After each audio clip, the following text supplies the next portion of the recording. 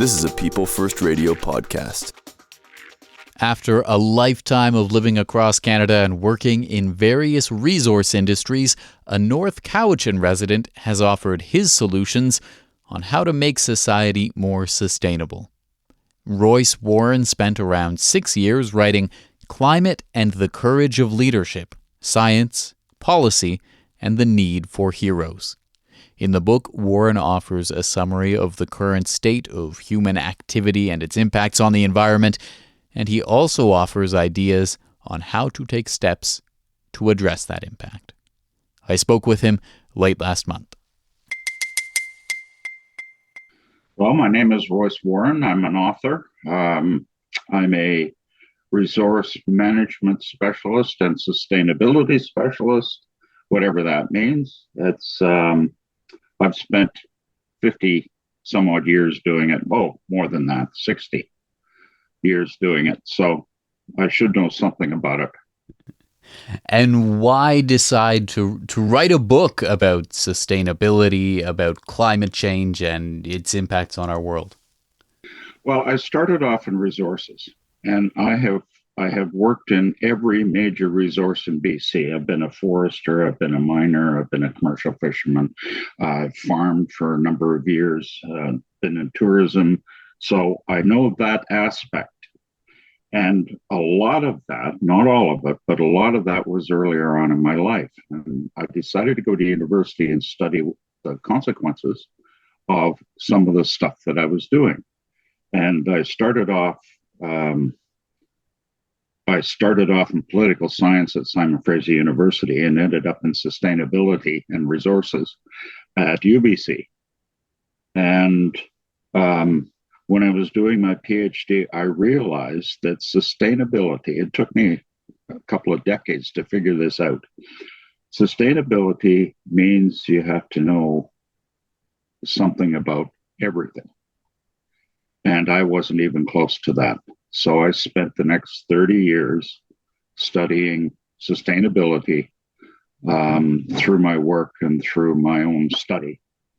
And I finally got a handle on it. I'd wanted to write this book back in the early 1990s, but I wasn't confident that I could do it until around 2020.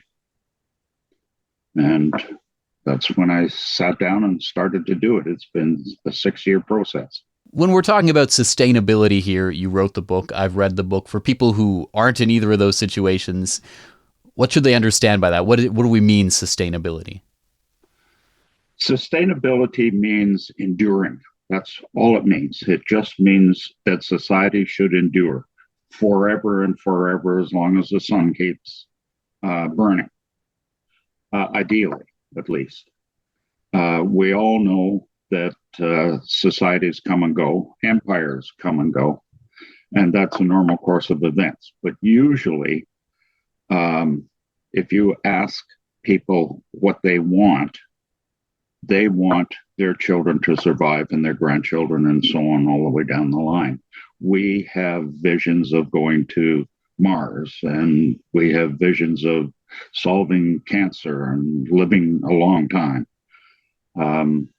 And all of that is part and parcel of sustainability. It's a tough road to hoe. But one thing that I keep reminding people is that even though there is a cost to achieving sustainability, it is a lot less than the cost of trying to repair the damage that we've already done. So if we assume that we want to survive, then we have to pay the price to do that. And in the end result will be that the price is less than we would otherwise have. Now, that brings us back to the present moment. How do you think we're doing on that front in 2026, maybe even compared to when you started writing the book? It's grim. Let me tell you, it's grim. But there are some really positive and hopeful events happening around the world. And I am anticipating that will change Right now, the biggest drag is the administration in the United States. But that's probably, hopefully, going to change. And when that does, then we can get back to actually trying to solve the problems. With that situation you've outlined, how do you think an individual can kind of orient themselves in this situation and not just sort of feel hopeless and overwhelmed? Yes. And I spent a lot of time in the book trying to make sure that people did not get depressed about it, because there are solutions. If each individual does everything they can to reduce consumption, they will do two things. One, it's to their financial benefit to do that because things cost money. And if you reduce your consumption, you're saving money. Put that towards your future, your kids' future, whatever. Don't consume, don't jump in a jet and fly off to, wherever, Spain. Save it. Put it away. Start thinking like my parents did. And that's a long time ago. In the book, you touch on this idea that people are sort of loath to, in general, address a problem until it's staring them right in the face. How do you think that is playing out here in our society when it comes to sustainability and climate change? Despite the fact that I would say, I think it's completely fair to say over the last couple of decades, there has been a much more sort of mainstream and wider acceptance of the fact that climate change is a real and devastating thing that is without doubt occurring. That's a really good point. It's the way I would do it is it's true that people do not realize the things that are coming until it surprises them. We have to be aware in advance. So partly our education system, that's important. Partly our own personal ideology. Now, I try and live without an ideology. It's really hard sometimes, but if you want to make proper objective decisions, it's best not to do it with the constraints of ideology. And ideology can be liberal economics, capitalism, it could be communism, it could be anything you want, religion. They're all ideologies in my view. And I try to stay away from that and just make objective decisions, although people will take issue with the word objective because that's very tough. But once you do that, once you determine that the facts should be weighed properly, then you get to the point where you think, wouldn't it be interesting if we could somehow incorporate science into the decision-making process? I don't know of any jurisdiction in the world that has done that. I know that they have advisory boards. Canada has one called the Net Zero Advisory Board, federal, and they're ignored. Even with the new prime minister, they're still ignored. But if science were somehow included in the decision-making process, it might change, and it might allow the information that is important to think ahead to come out in the public view. So that's one way. A phrase that comes up very often in your book is the idea of good paying jobs and the idea that much harm is often justified at what I'll call, feel free to say that this is a bit unfair wording, at the altar of good paying jobs.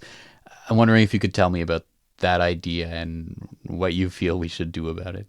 Sure, that's probably the most uncomfortable aspect of the entire book is the altar of good paying jobs. If we want to reduce consumption, we have to increase prices. Probably if we want to keep a market system going. And good paying jobs is the promise that they can do extra consumption. I don't think that that is within the possibility of a sustainable society. So, good paying jobs, it's a bribe by politicians to get votes. If we had science as part of the decision-making process, it wouldn't eliminate that. The politicians would still be there, and they would still be voting to try and get votes. But at least there would be a sense of sanity that would be included. And I would hope that people will look at this seriously. Now, it does not mean that you drive people into poverty. It does not mean that you apply 150% tax on the billionaires. It doesn't mean that. Society is still a negotiation process. But what it does mean is that we must reduce consumption. How do we do that? How do we do that? Well, I think the first thing that we do is to bring science into the decision-making process. And if science is in there, then we know what the guardrails are. That is important. We have to stay on the road somehow. And science, and I'm saying science in its most honorable way. I know that there are scientists out there who would, give up the scientific method for a grant. But generally speaking, they're really good people. The ones I know are really good people, and they could make decisions for the benefit of society. And I think that we should include them to try and provide the guardrails. Now, you can still be on a 4-lane highway and weave back and forth across lanes, but at least you can't go into the woods.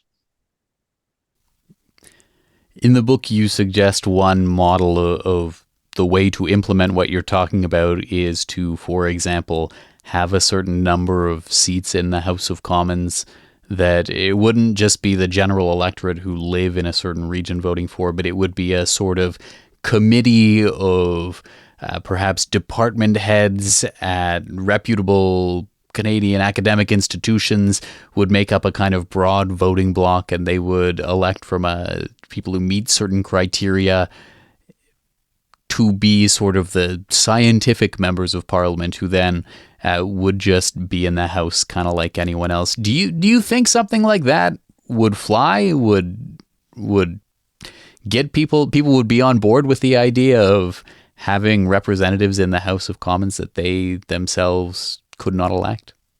Yeah, that's really tough. And I have known for a long time that it may be viewed as a bit naive. It is not. And some things that have been dismissed in the past have been accepted finally.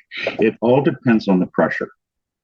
If we are faced with a catastrophe, then maybe the desperation of society would allow for something like that. I think that we should go a little quicker than that, and I think we should think ahead and try and get science included before we get to the stage where we absolutely need it, because it may be too late then. I don't know. You're listening to People First Radio. My guest is Royce Warren. He lives on Vancouver Island and is the author of Climate and the Courage of Leadership: Science, Policy, and the Need for Heroes. Warren spent a lifetime working in various resource industries and spent close to 6 years working on his book exploring sustainability and potential Canadian solutions. How exactly do you view the role of bigger actors like government and industry decision makers versus the role of individual people who aren't in the government or aren't leaders in industry in doing something to address sustainability? It is important that everybody be on track. The individual has to have the information available to be able to make personal decisions on what they buy, what they consume, what they use, where they go. The information has to be there.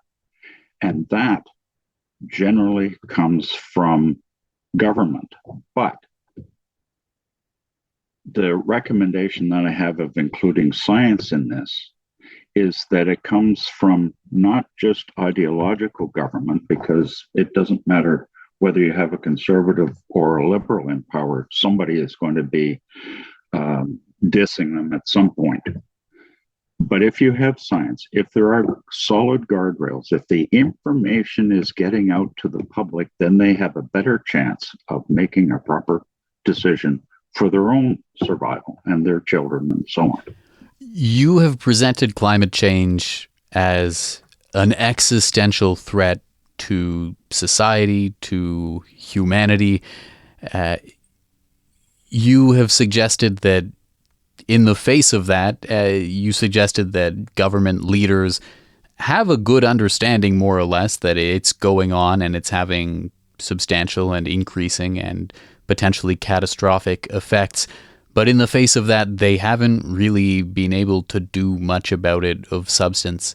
If government systems are having such trouble addressing a major catastrophic challenge like climate change, what kind of hope do you have that they would be able to make a significant change, like changing the whole structure of the voting system to add some scientists to the mix? That probably would have to start at the local level. And I'm thinking of municipalities. A municipality can change its charter I believe, with permission from the province, can change the charter to include one or two specialists who are scientifically trained, not scientifically minded, scientifically trained. And I think that it would have to start there. But if it did, then it could spread. I do not think that it's possible for Mark Carney to suddenly say, okay, we're going to have 50% of the MPs scientists. That won't work. Constitution won't allow it. Trying to keep a nation of confederations together like Canada is a tough job. And I think that it would have to start at the local level. You share in the book that you stopped flying yourself in 2010, and I'm wondering if you could tell me about that decision and how you frame it. I love flying. I absolutely love flying. I had a pilot's license once, and I just love flying. I love takeoff. I love landing in a jet, even as a passenger. And in fact, at one time, I thought that I would like to be a fighter pilot just because I like flying.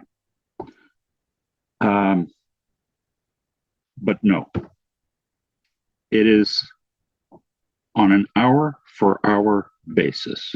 Flying is the most consumptive habit that we have. And it's a habit that most people can't enjoy. It's the top 15 or 20% of people who fly regularly. So it's for the wealthy, and it is extremely destructive to the atmosphere. Creates more carbon per hour than anything else. You'd have to sink a tanker to do the same amount of damage almost.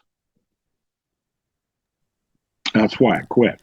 How do you think about the information landscape we have nowadays, the kind of sources that are easiest for people to get their information from, the flow of information?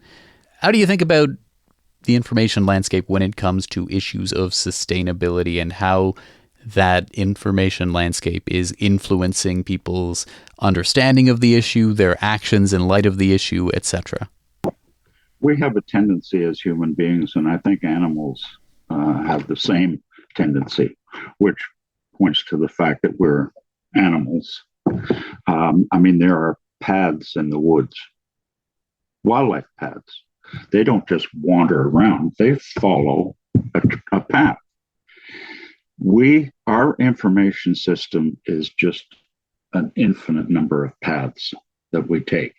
Whichever one we want to take, we will. And there is no, I can't say there is no, but there are very few news outlets, for example, that are excellent in providing unbiased opinions or information to the public. There are a few. I'm not going to name them, but there are a few. But what is happening with us is that we are the availability of these individual little paths is there, and we can get sidetracked. You can go down a rabbit hole so fast, and a lot of it is simply not true. Is there anything else you think it's important to bring to the conversation today about sustainability, your decision to write about it, or any of the related issues? Well, there are a couple of other recommendations that I have in there. And one is it's called the 30 by 30 initiative, and it's been around for a long time. This isn't mine, but the idea was that 30% of the world, land and water, should be protected from human activity by 2030. That's not going to happen. But a really positive thing that has occurred in the last little while is that the world seems to have agreed that 30% of the world's oceans should be protected from fishing and mining and so on. And I think that's an amazingly positive thing. I would like to see it happen on land. I'd like to see British Columbia do that. But the tendency has been that if they are going to dedicate a certain amount of land, 10,000 hectares, to wildlife, they usually do it at the tops of mountains or in some outback area that is not of importance or value to humans. And they'll say, we made this park out of 10,000 acres of whatever, mostly rock. I would like to see that 30% everywhere, depending upon the value of the biosystem in that place. So that's one. Also, the fourth category that I had in the book was the pyramid of sustainability. There are certain areas, and this relates to the 30 by 30 initiative. There are certain areas that are really, really important. Nurseries, for example, estuaries, where fish grow up and where there's shellfish and so on. They're very important, and they should be protected at all costs because our future commercial fishing industry depends upon those areas for protection. The salmon coming down the Cowichan River end up in the estuary, and that estuary provides for a lot of jobs, a lot of food in the fishing industry. Should be protected. So that's the other thing. The nurseries at the bottom should be protected at almost all costs. Almost. Royce Warren, thank you very much for taking the time to speak with me. It was a pleasure, Joe. Thank you. Royce Warren lives in North Cowichan. He's the author of Climate and the Courage of Leadership, Science, Policy, and the Need for Heroes.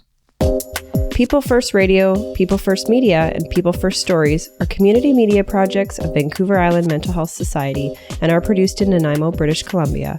The opinions expressed do not necessarily represent the views of Vancouver Island Mental Health Society or its broadcast, podcast, and social media partners.